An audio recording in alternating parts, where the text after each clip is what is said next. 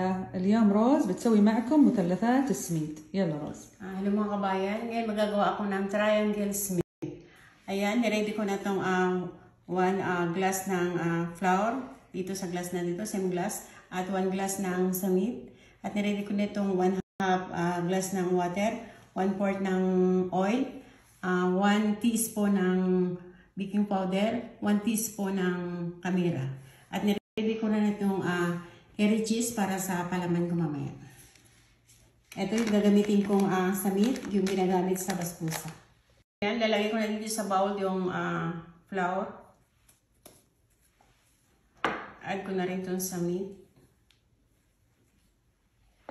At add ko na itong baking powder at kamira powder. Ayan, ngayon add ko na itong oil. Mix ko muna siya ng konti. At ngayon add ko itong oil. At imimix ko siya na para na siyang buhangin. Mamaya papakita ko sa inyo yung result. Ayan, after ko ma-mix, ngayon i-add ko na yung water. At mimix ko siya ulit ng ganito.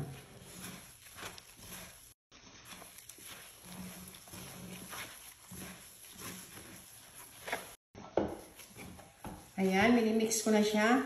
At pagkatapos ko siyang ma-mix, dadirect ko na siyang gawin. Hindi na natin kailangan i-set aside. Ayan, i-round ko muna siya. At ngayon,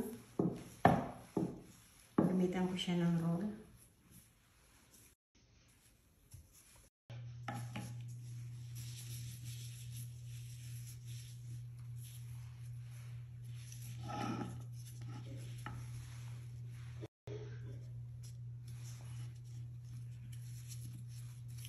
Ayan, close ko na. Kailangan press natin ng mabuti. Tatanggalin natin yung panabi. Then, open ko na.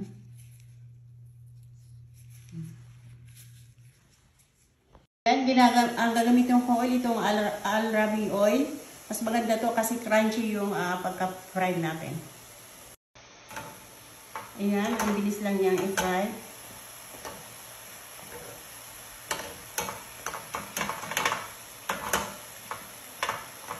Ayan, tapos ko na ma-fry yung samit triangle. Ngayon, nakaready na siya sa isang malinis na lagyan.